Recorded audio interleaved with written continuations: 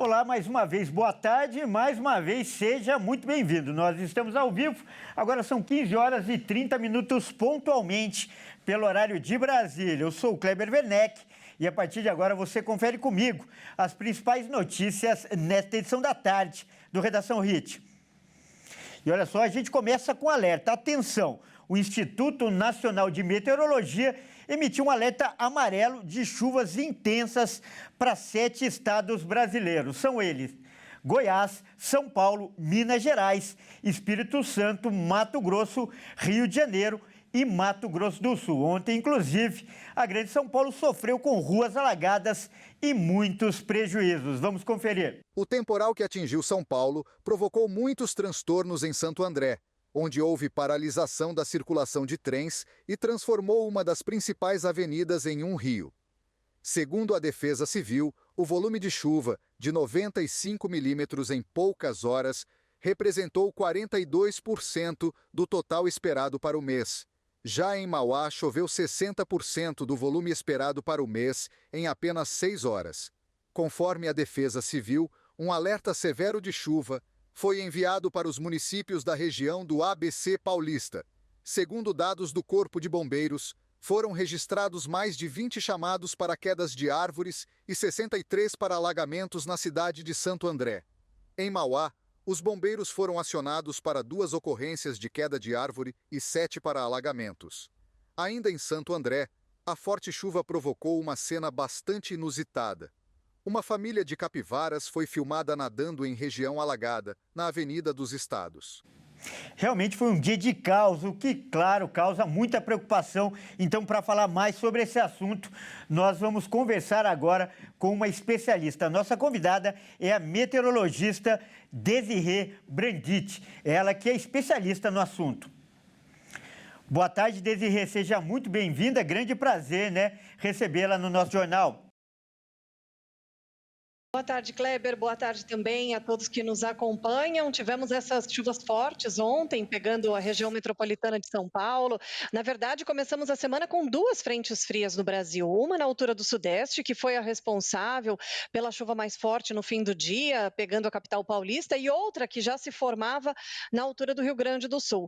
Essa que provocou a chuva forte de ontem já se afastou para alto mar, mas já tem outra frente fria se aproximando. Só que o sistema, claro, vai provocar chuva nesses próximos dias, de hoje para amanhã, mas ainda não é o sistema mais forte da semana. De quarta para quinta-feira, uma nova frente fria, uma terceira, hein? Estou falando de 3 sistemas provocadores de chuva só nessa semana aqui em São Paulo. É que os volumes não vão ser tão elevados, até porque nessa época do ano o volume de chuva não costuma ser tão alto, tá? Claro que em alguns momentos pode chover forte, como foi o caso de ontem, mas para esses próximos episódios de chuva, a chance para uma chuva tão volumosa, pelo menos para a capital, interior do Sudeste, é pequeno. Agora, o alerta fica neste próximo fim de semana para a faixa leste do Sudeste, pegando o litoral paulista, Rio de Janeiro, inclusive região serrana do Rio. Os modelos de previsão estão insistindo em um grande acumulado de chuva e com risco para transtornos, como, por exemplo, deslizamentos de terra. Isso, Kleber, por causa da combinação de a temperatura mais alta na costa de São Paulo, a temperatura do mar está mais alta. Temos essa tal terceira frente fria que vai avançar de forma muito lenta pela costa do Sudeste ao longo do fim de semana. E aí tem também a combinação orográfica por conta do relevo, né, da região serrana. Isso acaba potencializando ali esse acumulado de chuva ao longo do fim de semana, sobretudo ao longo do sábado, pegando o litoral de São Paulo e também o Rio de Janeiro e reforçando especialmente as áreas serranas do Rio de Janeiro, tá? Então tem muita instabilidade, tem a água do mar mais quente que funciona como um combustível para essa próxima frente fria. Além disso, temos um outro destaque para esse próximo fim de semana, que é a primeira onda de frio que teremos no centro e sul do país. Não é um frio tão rigoroso, mas a gente vai sentir uma diferença na temperatura como a gente não sente há bastante tempo. Na retaguarda dessa frente fria, da chuva, vai entrar um sistema de alta pressão que vai ser o responsável por baixar os termômetros ao longo do fim de semana no centro e sul do Brasil. Como eu disse, não é um frio rigoroso, mas só para você ter ideia, na capital paulista, as máximas agora, né, ao longo desta semana, ainda conseguem chegar aos seus 28 graus, e aí ao longo do fim de semana a temperatura mal vai passar dos 20, 22 graus na capital paulista. Então, temos aí uma data marcada para a primeira queda mais acentuada de temperatura. Não é o frio mais forte ainda, mas já é uma boa diferença em relação ao que a gente viveu nas últimas semanas aqui no Brasil, de uma forma geral. Olha, Desirê descreveu aí um quadro completo e muito preciso da situação. Mas, Desirê, agora como pessoa leiga, eu percebi minha percepção em relação ao temporal de ontem. O que pareceu é que muita gente foi pega de surpresa. Não esperava um temporal dessa magnitude, com essa violência, com essa potência. Vocês, especialistas, já esperavam esse potencial de chuva? Já havia previsão de chuva, tinha uma frente fria muito bem posicionada, organizando essas instabilidades. A grande questão é que o que não dava para a gente bater o martelo era exatamente onde poderia chover com toda essa intensidade. Mas havia sim a expectativa desses temporais entre a tarde e a noite do dia de ontem. Ontem a gente amanheceu já com essa frente fria bem posicionada na altura da costa de São Paulo. E como eu falei, tem água do mar que está mais quente, isso tem funcionado como um combustível, né, para qualquer sistema provocador de chuva que atue aqui entre a capital paulista e o litoral. Tem também as instabilidades vindas do interior do Brasil, que essa frente fria acaba canalizando ali em cima do sudeste do país, organiza ali uma área preferencial de chuva. Então havia sim essa expectativa de chuva forte para o período da tarde. É claro, a gente nessa época do ano, né, já estamos em abril, ontem foi o último dia do mês de março, a gente já não. O normal é que já não se tenha mais os temporais com grandes acumulados, né? Normalmente a chuva já começa a perder intensidade e, na verdade, é até isso que a gente vai viver ao longo agora do mês de abril. O mês de abril ele deve marcar uma transição até entre o período mais úmido aqui no país, de uma forma geral, e o período mais seco, que é durante o inverno. Então, ao longo agora do mês de abril, depois dessa semana especialmente, que a gente ainda vai ter chuva aqui em São Paulo, no Rio de Janeiro, Minas, Centro-Oeste, ao longo ali da segunda quinzena do mês de abril, essa chuva vai diminuir gradualmente. A gente vai começar a entrar ali devagarinho no período seco, que normalmente se estabelece no país nessa época do ano. A gente acabou de anunciar aí, né, uma lista de 7 estados que estão com alerta amarelo para chuvas fortes. Esse alerta foi emitido pelo IMET. E eu queria saber de você, dessas regiões, tem alguma que você recomenda um cuidado especial, aproveitando que nosso jornal é em rede nacional e aproveitando, claro, a presença de uma especialista como você. Você faz algum alerta para alguma região específica para redobrar os cuidados? Todas essas áreas mencionadas estão ainda com esse alerta amarelo por conta da formação dessas instabilidades, da chegada de novos sistemas frontais, mas o que está me preocupando de fato é a chuva prevista para o fim de semana ao longo da faixa leste do Sudeste, o que vai pegar o litoral paulista e, sobretudo, o Rio de Janeiro, especialmente a região serrana do Rio de Janeiro. Os modelos de previsão têm insistido em grandes acumulados de chuva. Por quê? Porque essa frente fria que vai atuar no fim de semana, ela vai avançar de maneira muito lenta, então ela vai ficar bastante tempo ali, bem ativa na altura da costa entre São Paulo e Rio. Como eu disse, tem água do mar que está mais quente do que o normal, isso funciona como um combustível. Tem algumas instabilidades também em níveis médios da atmosfera que acabam potencializando essa chuva, bem ali na área do Rio de Janeiro, principalmente, tá? E tem a questão do próprio relevo, tá? Da região serrana. É o que a gente chama de chuva orográfica. Essa chuva orográfica, com grandes acumulados, com uma persistência maior, isso tem aí um alto risco para deslizamentos de terra. Então, embora sejam 7 estados aí em alerta ainda para esses próximos dias, o que mais me chama a atenção e de fato me preocupa é o litoral paulista e o Rio de Janeiro. Claro, o litoral também, mas sobretudo a região serrana do Rio de Janeiro, que tem aí uma previsão bastante preocupante de acumulados de chuva muito expressivos, principalmente ao longo do sábado. Tá certo, então nós acabamos de conversar com a Desirê Brandit, ela que é meteorologista, né? Desirê, muito obrigado pela sua participação e por essa prestação de serviço muito valiosa, inclusive pode salvar vidas. Então eu agradeço muitíssimo a sua participação. Eu quem agradeço, estamos à disposição e até a próxima. Grande abraço. Bom, vamos mudar de assunto agora para fazer um giro pelo país com os nossos repórteres para saber o que é notícia nesta terça-feira. Olha só, a gente começa com um vídeo, né, feito por um passageiro que mostra o medo que os passageiros passaram durante o pouso de um avião no aeroporto de Chapecó, em Santa Catarina. A aeronave chegou a sair da pista e quem vai trazer os detalhes dessa história é a Michele Veiga. Vamos conferir. A notícia assustou todo mundo, né? Ontem à noite, um avião da Latam com 107 passageiros e 5 tripulantes não conseguiu parar na pista durante o pouso no aeroporto de Chapecó, no oeste de Santa Catarina. Esse voo acabou saindo da cidade de Guarulhos, aí na Grande São Paulo, e tinha como destino, né, o oeste do estado, ali Chapecó.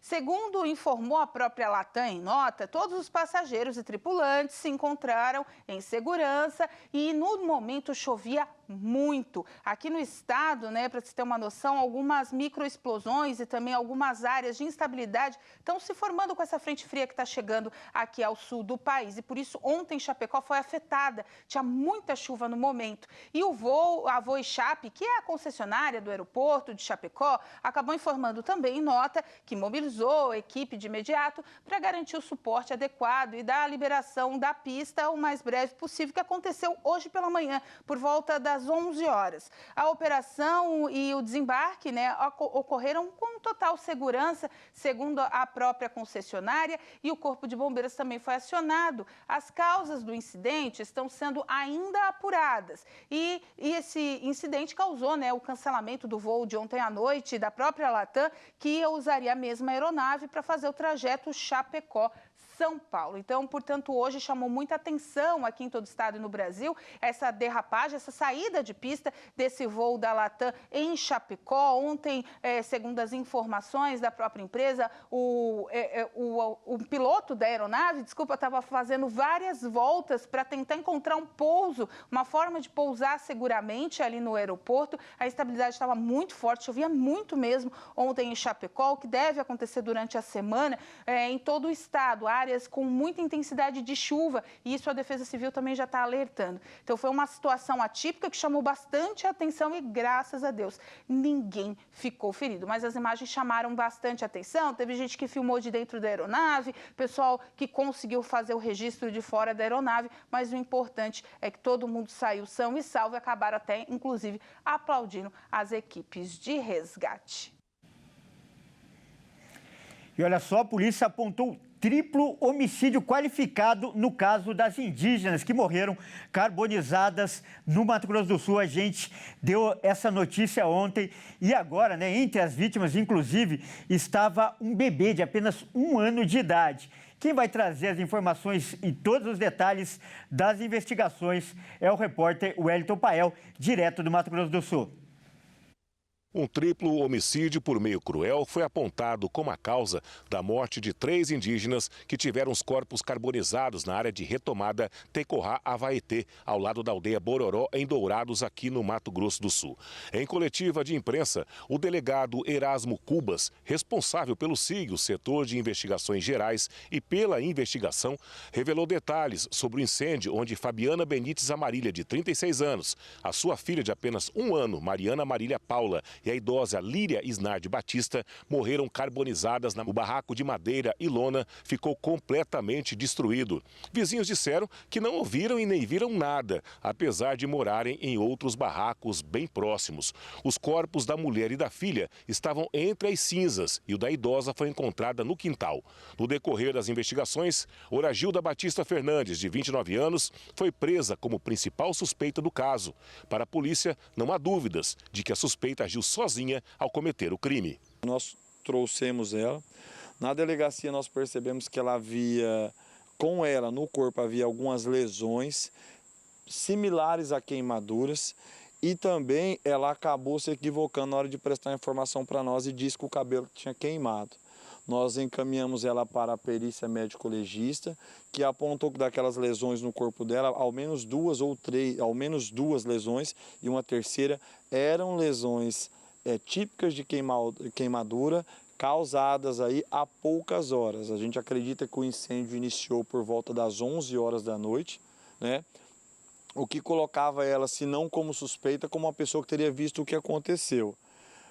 Foi identificado uma barra de concreto no local e uma pessoa com um pedaço do crânio repartido, embora ainda ali vinculado à cabeça no local do crime. De início já um triplo homicídio, né? 3 homicídios qualificados, todos pelo meio cruel, né? Asfixia ou a questão da carbonização do incêndio, né? Enquanto a gente não identifique nenhum outro elemento motivacional. A mãe da criança foi a queimada viva, a idosa sofreu a lesão na cabeça, nós aguardamos os elementos, mas o que foi de elemento investigativo e técnico aponta para isso, e a criança morta asfixiada. A mãe da criança quem estava embriagada e teria morrido dormindo. E a idosa teria sido agredida com a pancada na cabeça e a gente não sabe ali aí o momento, a causa-morte seria de ser aquela lesão ou a própria asfixia ali por causa da inalar a fumaça, igual a própria criança. A gente não sabe se aquele momento de constrição de oxigênio serviu para tirar a vida dela ou ela acabou morrendo também asfixiada ali. O Ministério dos Direitos Humanos e da Cidadania divulgou uma nota informando que teria recebido relatos sobre a invasão do território por homens armados, que teriam efetuado disparos e incendiado moradias, obrigando os moradores a se refugiarem na mata. No entanto, as informações policiais descartam essa versão dos fatos. Horas depois, o texto foi retirado da página do Ministério. Por ser uma área de conflito de terras, o delegado destaca que essas informações equivocadas podem gerar um clima de tensão ainda maior. Eu lamento muito, eu acho que tem que ser feitas as coisas com profissionalismo. A imprensa local, a Polícia Civil, a Polícia Militar sequer emitiu qualquer comunicado oficial. Atribuir a execução de um crime grave como esse a pessoas por disputa de terras indígenas causa uma comoção, uma revolta que pode gerar conflitos, mortes, no mínimo irresponsável. As mídias que veicularam isso e não sabem a gravidade que uma notícia dessa, sem qualquer fundamento, qualquer informação técnica do estado do Mato Grosso do Sul, pode refletir no município de Dourados. Nós estávamos lá, a imprensa estava lá, a gente sabia a sensibilidade de trazer qualquer pessoa de lá, a sensibilidade que é atender, o quanto a gente preza para que esse tipo de coisa não aconteça. E um crime grave, as famílias todas tristes, chorando, colaborando, e a gente tem que lidar com uma notícia dessa que destoa totalmente da verdade e em outros locais acaba causando aí uma certa tensão que atrapalha. Então, assim, eu espero que seja retificado e agora com as informações que foram reportadas pelos órgãos de segurança do Mato Grosso do Sul, entendeu? Transcrevam a verdade dos fatos das investigações.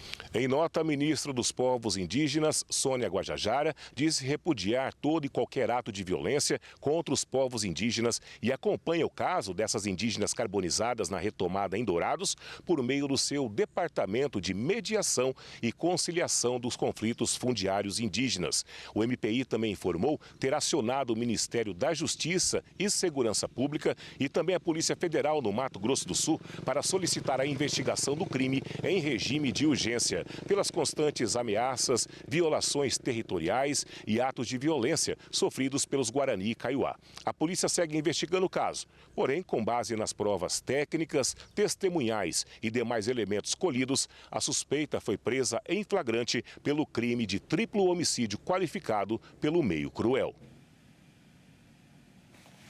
Realmente um caso revoltante. E olha só, essa outra história que é impressionante e aconteceu lá no Rio de Janeiro. Uma mulher, ela foi informada pelos médicos que ela estava grávida de gêmeos, mas quando ela foi ter os filhos no hospital, descobriu que era apenas um bebê. E a história acabou virando caso de polícia. Quem vai contar os detalhes é o Anderson Nascimento.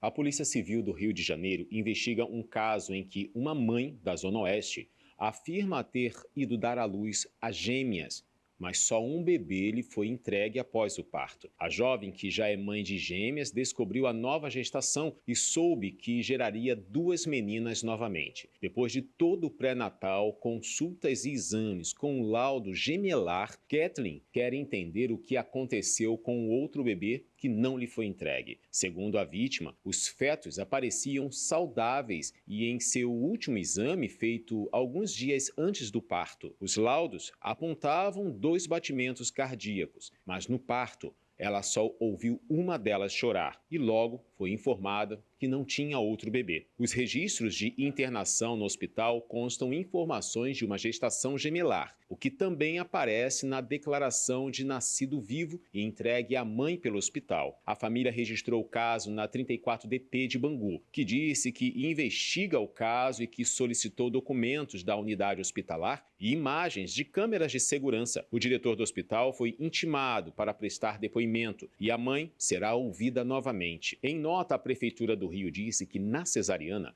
verificou-se que não eram gêmeos e que os obstetras investigaram e não constataram sinal ou vestígio de outros fetos. Segundo eles, a paciente foi informada em todas as consultas que 2 batimentos cardiofetais podem corresponder aos sons do mesmo feto em 2 pontos diferentes do abdômen da grávida. A Prefeitura finaliza a nota informando que não houve complicações no parto e que a jovem foi acolhida e assistida pela equipe do hospital. Realmente uma história incomum. Vamos mudar de assunto agora para trazer outra notícia muito importante. Olha só, hoje começa o Abril Azul, um mês de conscientização sobre o autismo. E um detalhe que chama atenção é que existem mais homens autistas do que mulheres. E isso acontece, ou um dos motivos pode ser o diagnóstico errado entre as mulheres, ou então o diagnóstico tardio. 1/3 das pacientes são diagnosticadas após os 20 anos de idade. Vamos ver. O estudo mostra que várias barreiras são encontradas para diagnosticar mulheres com o transtorno de espectro autista, principalmente porque as ferramentas clínicas geralmente têm uma amostra masculina maior. O diagnóstico precoce entre o nascimento aos 4 anos de idade é de 61% para os homens. Nesta faixa, apenas 37% das mulheres são diagnosticadas. Na média, as meninas descobrem o autismo com 14 anos, enquanto os meninos com 7. A pesquisa também aponta que de cada 3 mulheres, uma recebeu o diagnóstico após completar 20 anos. E isso impacta diretamente na vida delas. O diagnóstico tardio, em muitas ocasiões, vem junto com prejuízos emocionais, funcionais, dificuldades de formar relacionamentos e outras complicações. O Abril Azul é uma campanha que tem como objetivo conscientizar as pessoas sobre o autismo que, de acordo com o censo de 2022, corresponde a 2 milhões de pessoas diagnosticadas, o que indica que o número pode ser ainda maior. Bom, agora é hora da gente falar de esportes aqui no Redação Hit. E quem traz as informações é o Caio Veríssimo, vai entrar aqui no nosso estúdio. Caio, bem-vindo, boa tarde. E olha só, Caio, a gente começa, falando do Corinthians, o atual campeão paulista, mas nem tudo é festa, né? Isso porque o time de São Paulo aqui, o campeão paulista, vai perder uma das suas estrelas e por tempo indeterminado, né, Caio? É, um problemão pro corintiano, Kleber. Boa tarde a você, boa tarde a todos que nos assistem. Bom, Rodrigo Garro, dono do meio de campo do Corinthians, vai precisar ir à Espanha para um procedimento no joelho e vai desfalcar o timão por tempo indeterminado. Vamos ver. O meia Rodrigo Garro viajou para Madrid, na Espanha, para realizar um tratamento inovador para se recuperar de uma lesão no joelho direito. O procedimento será realizado em um centro de reabilitação na capital espanhola e contará com a coordenação do departamento médico corintiano. E esse processo irá afastar o camisa 8 dos gramados por tempo indeterminado. Garro convive com problemas no joelho desde o fim da temporada passada, quando atuou no sacrifício na reta final do Brasileirão para tirar o clube da zona de rebaixamento. Em 2025, o camisa 8 continuou enfrentando dores e teve a pré-temporada prejudicada, sem acompanhar a rotina dos companheiros de equipe. E dependeu de infiltrações no joelho para continuar jogando e não sentir dor durante as partidas. Na final do Campeonato Paulista, Rodrigo Garro se sacrificou mais uma vez pelo clube. Às vésperas da final do Paulistão contra o Palmeiras, o auxiliar técnico Emiliano Dias revelou que Garro pediu para jogar mesmo com muitas dores no joelho. No podía caminar. Hicimos el táctico, no podía caminar. Entonces preparamos otra opción de jogo y el Yoshi acordó, me mandó un mensaje, eu vou jogar, ainda se é meu último jogo, minha carreira, me falou. Imagina se não vai poner um cara assim. O Corinthians não deu mais detalhes sobre como funcionará o tratamento de Garro na Espanha ou quanto tempo o jogador vai permanecer afastado dos gramados. Porém, o argentino é esperado para o início da próxima semana no clube. E olha só, além do camisa 8, o Corinthians também terá desfalque embaixo das traves. O goleiro Hugo Souza foi diagnosticado com uma lesão na coxa e vai ficar fora dos gramados por um mês. Que coisa, hein? Vamos mudar de assunto agora para falar do Palmeiras, né? Já que o técnico palmeirense, o Abel Ferreira, teve que se desculpar com a torcida depois que ele deu uma declaração que repercutiu bastante e não repercutiu bem, né, Caio? É isso aí, Kleber. Bom, o clima lá no Verdão já não é dos melhores ultimamente e depois de uma fala polêmica do treinador contra a torcida palmeirense, ele teve que ir nas redes sociais pedir desculpa, veja só. Depois do empate sem gols e sem brilho entre Palmeiras e Botafogo na primeira rodada do Brasileirão, o técnico multicampeão do Palmeiras, Abel Ferreira, fez uma comparação muito infeliz entre a torcida do Botafogo e a torcida palmeirense, criando um clima ainda mais pesado na relação clube e torcedor. Um adversário que, tal como nós, vocês viram, eles a cantar, somos campeões. Por acaso, nos 2 anos que nós fomos campeões, eu nunca vi isso nos nossos torcedores ao longo do ano a cantar isto. E viram-as a cantar, os campeões, somos campeões. É isso que nós vamos procurar fazer. A fala do português repercutiu muito mal entre os palmeirenses, o que fez com que Abel Ferreira fosse às redes sociais se desculpar. Em seu depoimento escrito, o treinador mencionou a importância da torcida nas batalhas, nos títulos e até relembrou o mosaico de uma caravela que rodeou todo o estádio na final do Paulistão 2024, o que foi muito elogiado pelo técnico naquela época. Em um trecho de seu pedido de desculpa, o treinador escreveu: "Ontem tive uma fala que não fez jus a tudo que essa torcida já fez e representa para mim. Vocês são parte fundamental da minha história e não ficaria de bem comigo mesmo se não viesse corrigir o que disse." Isso aí, Kleber. Fico por aqui. Um abraço a você e a todos que nos assistem. Muito obrigado mais uma vez pelas informações, Caio. Valeu. Bom, é isso aí, né? Essa edição fica por aqui. Eu agradeço demais a sua companhia e você que não é de São Paulo, não nos acompanha pela RIS TV, fique agora com a sua programação local. Ótima tarde e até mais.